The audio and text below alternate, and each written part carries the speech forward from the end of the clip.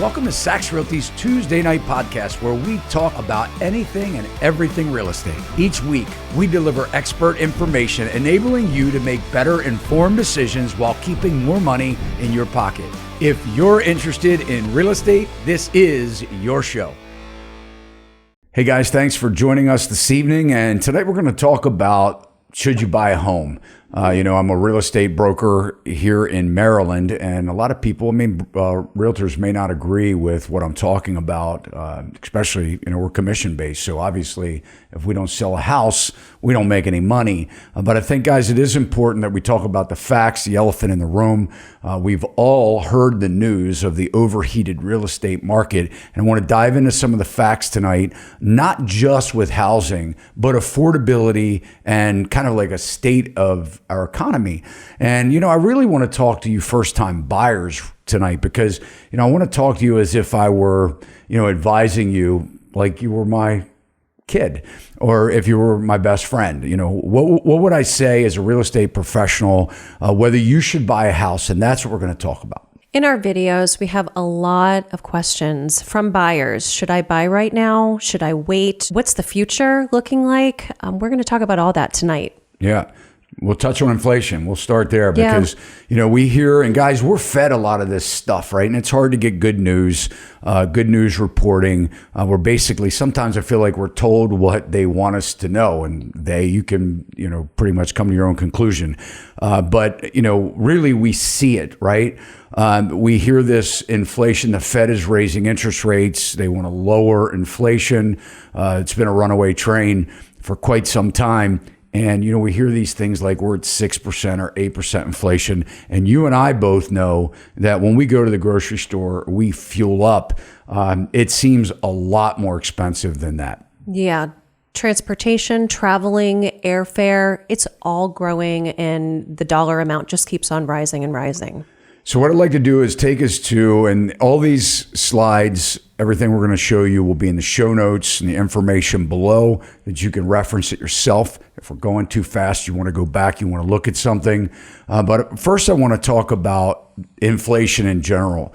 So, we kind of, like Melissa was just saying, we kind of break our life down into some of the basic fundamentals, right? Housing being at the top. I personally believe everyone should have an affordable place to live, a safe roof over their head. But really it kind of breaks down, we need food and groceries, things like that, necessities of life.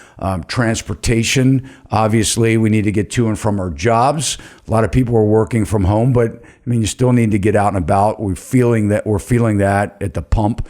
Really, if you're filling up a vehicle, a car, and really energy in general. So how do you heat your house or cool your house?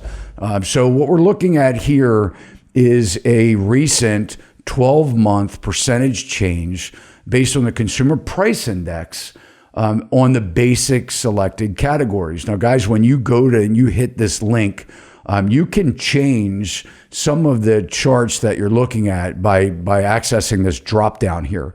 But what we're going to do right now is we're just talking about the basics.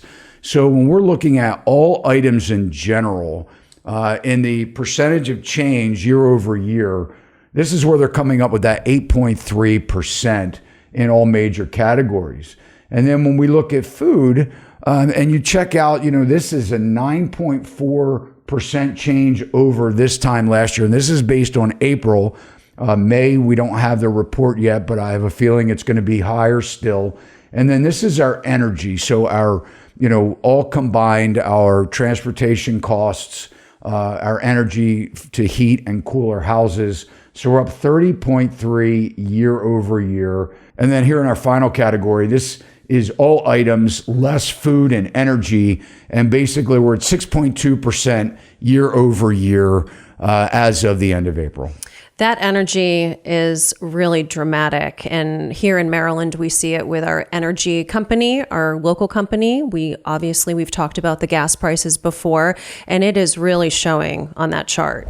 All right, so there's some of the basic expenditures that have gone up significantly, but now I want to take you to this chart from Fred. FRED stands for Federal Reserve Economic Data. And what that is it's an online database consisting of hundreds of thousands of economic data time series from scores of national, international, public, and private sources.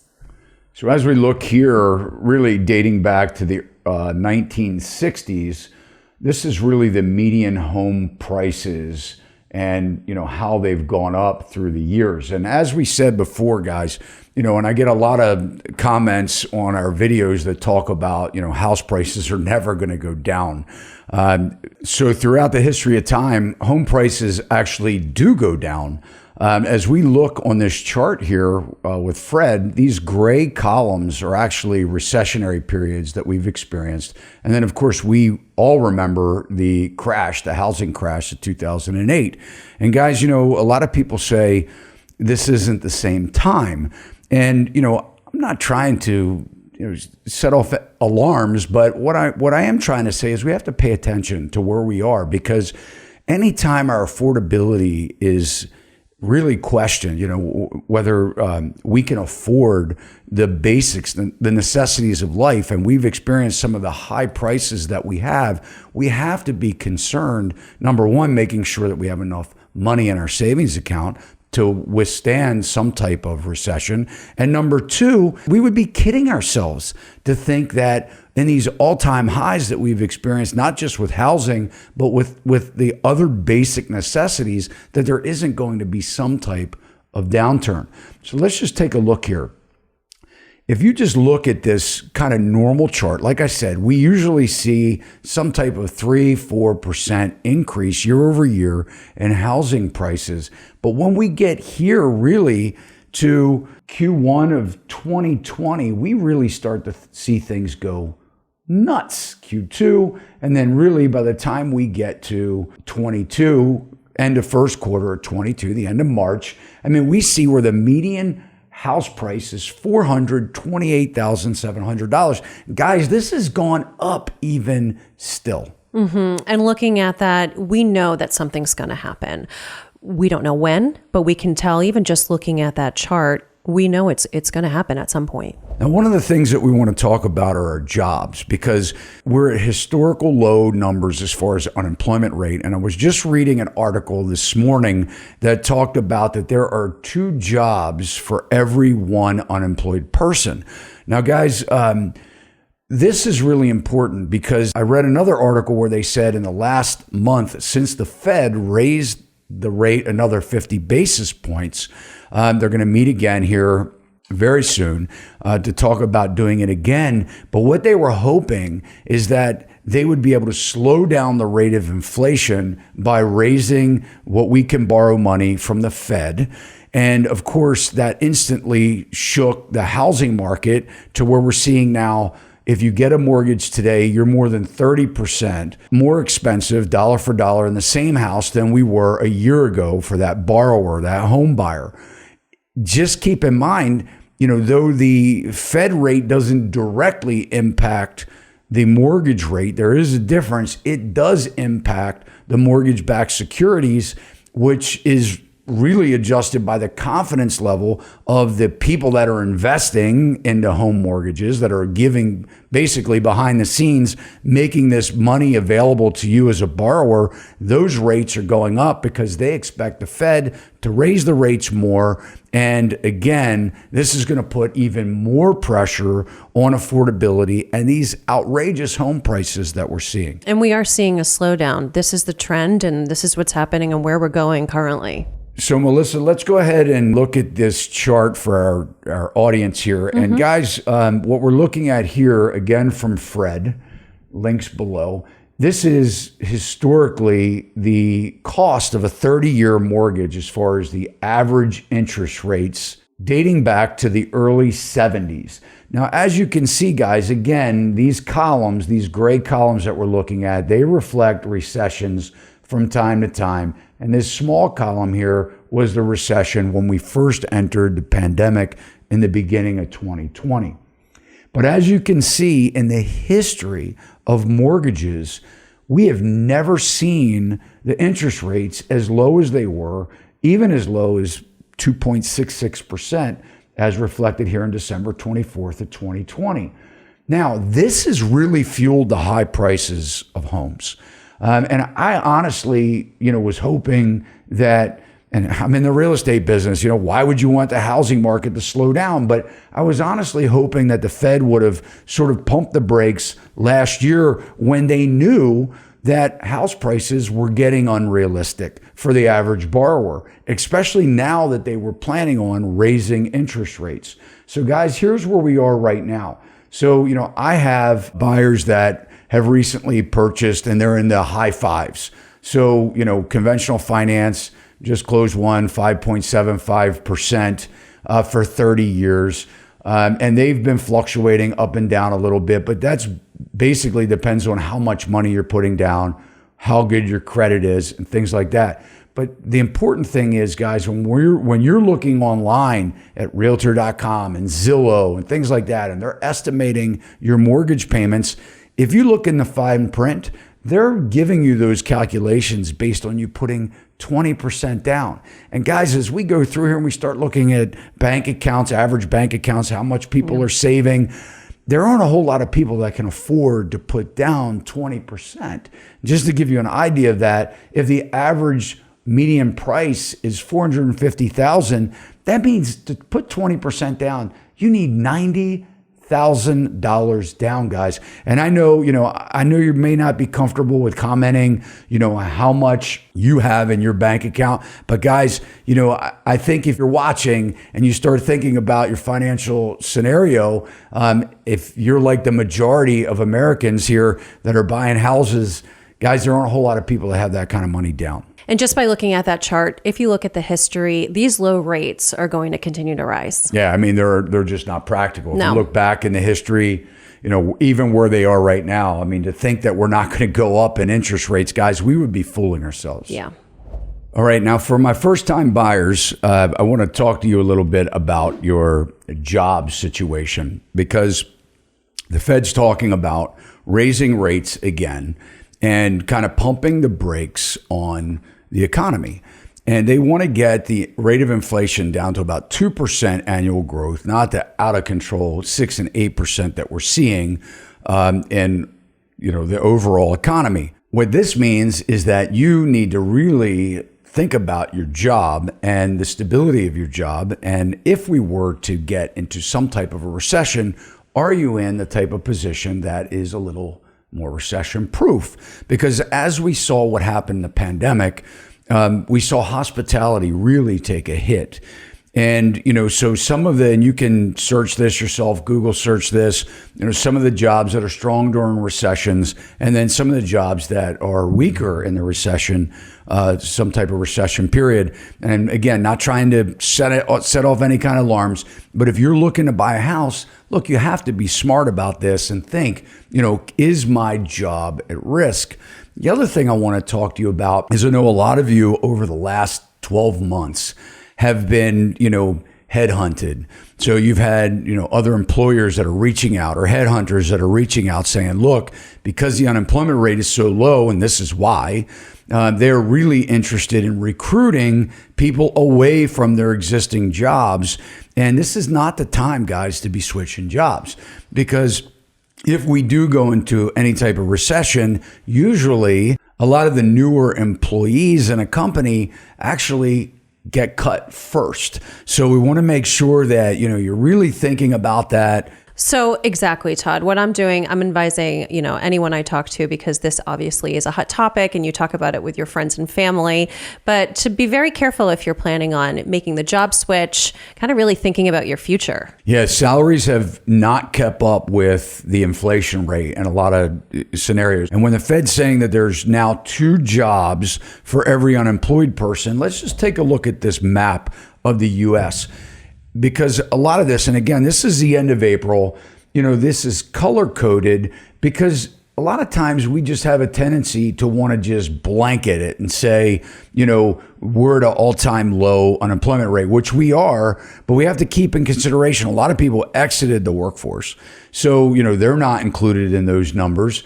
And a lot of it is, if you look at the local grocery store, a lot of they need help wanted. I mean, a lot of these stores, I mean, they're struggling anyway, just coming off the pandemic. And basically the Fed's saying that by raising the rates, they're going to reduce some of the needs for some of these jobs. But let's just take a look at the country. You can click on this later where you live, kind of look at your unemployment rate that's there. But the blue shades, the more of the darker blue shades are really showing where it's 2.5% or less. And then obviously the lighter shade can be up to 16% unemployment rate. So not every state is covered the same. And I just caution you, if you're getting ready to put yourself into debt, into a 30-year mortgage, you really need to know, your employer is it a healthy workplace? I mean, are they thriving? Are they doing okay financially? Were they impacted over the last couple years with the pandemic? And, really, how stable is your job? You may even want to ask your boss, hey, look, I'm getting ready to buy a house.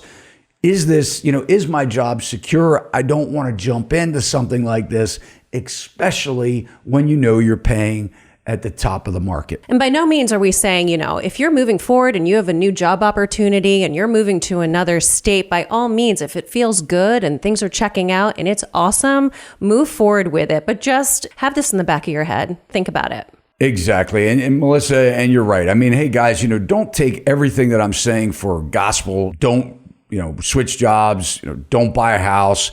But we're just saying these things because we want you to be cautious. I'm in my mid-50s, okay? I've been in business since 1989. I've seen the ups, I've seen the downs. I see the comments that people are saying. And, and some of them, you can tell they just don't know. They're commenting to things. They're saying that the sky is never going to fall. And again, I mean, historically, home prices, and we're talking about the economy and housing, they do rise through the years, but we do go through periods of time that we need to be cautionary. Guys, right now, this article, again, linked below by CNBC, Great Resignation, why it's not a good idea to quit just before a possible recession. Okay, and right here it says, last in, first out, economists have for months now been warning of the prospect of a recession later in 2022. So go ahead, read this article, come up with your own opinion, and just be cautious. Now, guys, let's just talk a little bit more about housing, the Housing Affordability Index here. So if you can see here, this is over the last couple of years. You can see there is a major sharp decline here that takes us into the end of March. And this has actually gone down even more. We'll have those charts here in the next couple of weeks. This downward arrow is really reflecting that the housing affordability is declining. Mm-hmm. The way that it works in the National Association of Realtors, and we have another slide we're going to get to here in a second, but basically what they say is healthy affordability with housing is when it's anything over 100, okay? So right now it's saying in March of 2022, we were at, and this is based on median sale price and based on median salaries. So basically what they're getting at here is that anything over 100 is considered affordable. There are two cautionary things, though, that why this is more disturbing to me than not. One is you can see right here, this is assuming 20% down. And again, guys, we know that's not practical. So when we're looking at a sale price of a house and we're looking at the average salary in that state and where they're coming up with that 124 affordability index, that's considering that the home buyer is putting 20% down. So obviously, if you're looking at that median sale price of, let's say, $440,000, and you're not putting $90,000 down, that affordability index is even worse. Mm-hmm. Not a lot of people can afford that. I mean, it just is not practical for many people. Now, here's an article, guys, that is put out by the National Association of Realtors. And it was actually, it was written on May 6th, so not that long ago. But it says housing affordability conditions take a hit in March. And again, this is that 124 that we were just looking at the previous slide that is sort of just backing that up. And here also, guys, we're looking, and this is on a national level. This is considering this 124 index is considering the average median household income of $89,381. And the important thing to consider here when you're looking at a home, because a lot of people are wondering, what do I qualify for? How much should I, even start my home search, and what price range? What they have historically considered as affordable is when the price of the home, when your mortgage payments are totaling less than 25% of your complete annual salary. So for example, what they're talking about with your payment is principal and interest only, because really then you have to add in taxes, insurance, and then maintenance issues. And quite honestly, things that, a lot of people don't realize when you buy a home that now become your responsibility. Our SachsRealty.com page has an actual mortgage calculator, and you plug in the criteria, and then you can see for yourself the monthly payment that you will be paying. And probably one of the most uncomfortable conversations to have with buyers is, do you have enough money saved up? There was a report that was put out not that long ago that said the average American has less than $5,000 in their bank account, in a savings account. And guys, I find that to be true. Historically, coming into this craziness that knocked out a lot of home buyers, the only way that a home buyer could buy a home is if the seller gave some money down. And when we're talking about, sort of minimum amounts down, and this is where I think a lot of the confusion came from with people saying that we won't have another housing crash like we had in '08 because we didn't have the predatory lending like we had back then, meaning that people that couldn't afford to buy a house were allowed to buy it back then. And they had no documentation loans. They didn't have to prove in a lot of cases that they had a job or that they actually made the amount of money. So it was like stated income and things like that. No, we don't have those loose lending practices as before, but we still have the affordability issues to where people are using all of their cash as a down payment to buy the home. Maybe they did get a little bit of seller contribution, seller cash back, but not really, since the sellers didn't need to do it in the last 18 to 24 months. But here's where we're really going to dive into this savings account.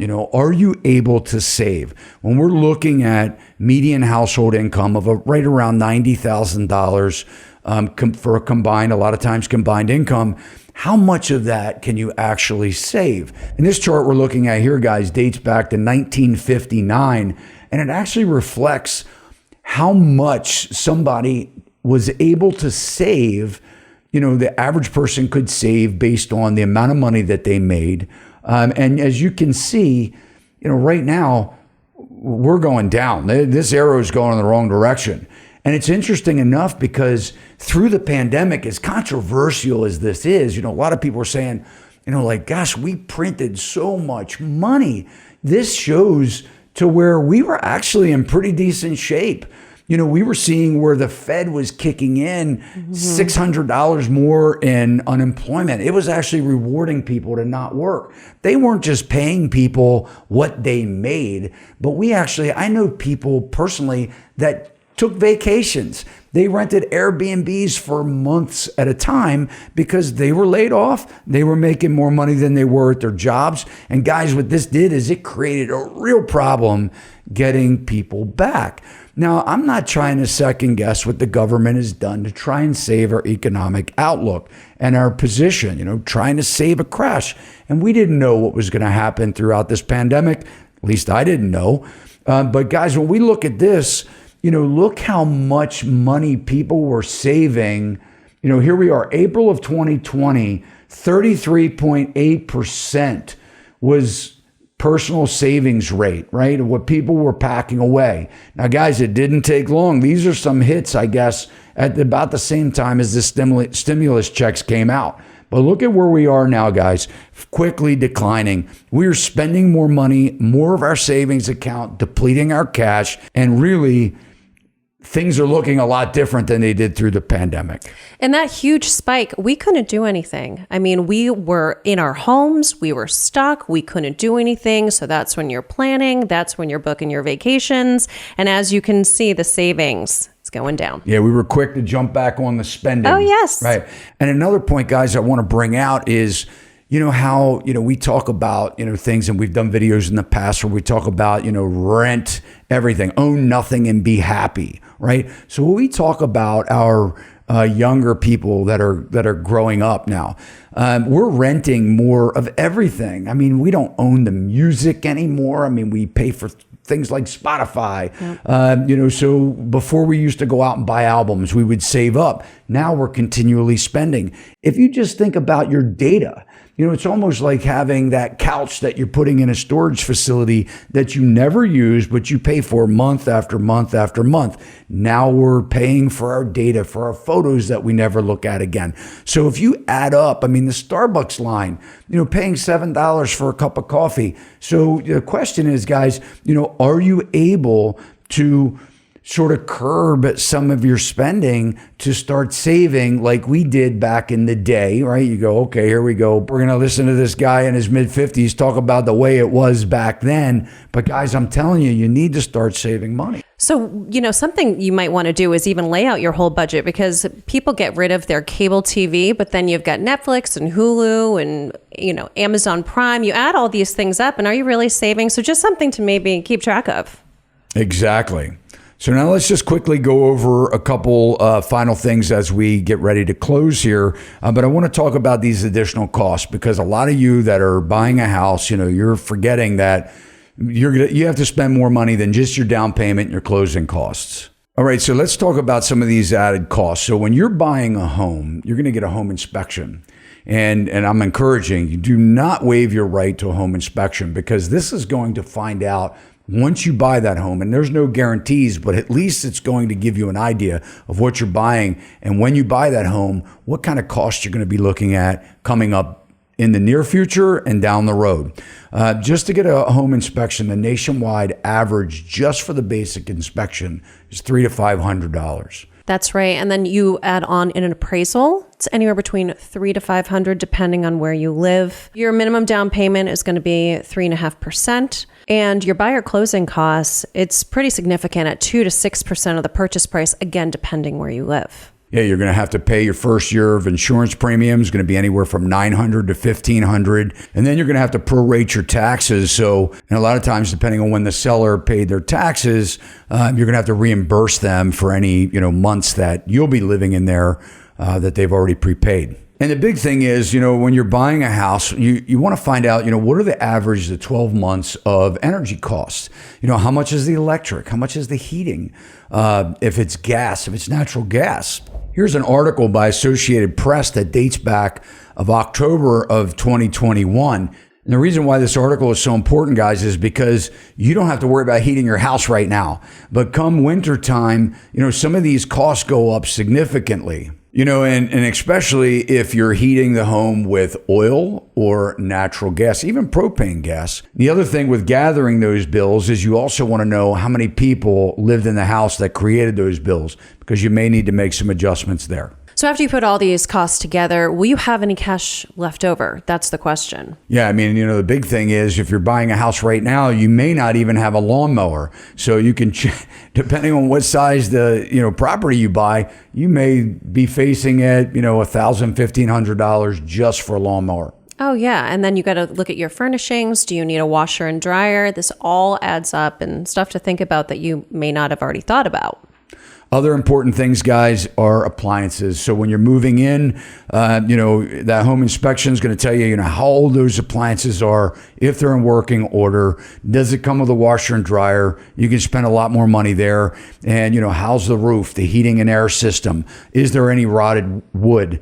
Do you need window replacements? All things that you need to consider when you're buying. What I will tell you is that when you start looking at replacing things in your home, that's where we really have a tendency to overspend. And the big thing, guys, that you have to be careful is putting these expenses on your high interest rate credit cards with the expectations that you're going to pay it off. Things come up and you may not. You can really overspend this way. That's very true. Life happens. So guys, as we wrap up here, just want to recap, we're not telling you not to buy a house. We're just trying to say, look, be cautious. These are times of caution. Anytime you see in the news, the Fed's talking about slowing down inflation, you can look in the past and see, that this can mean, economic downturns, potential for loss of jobs, increase in unemployment rates. And guys, again, we're not trying to put a damper on your parade. We just want you well. If it means that you have to rent for another year, even if you're paying too much in rent,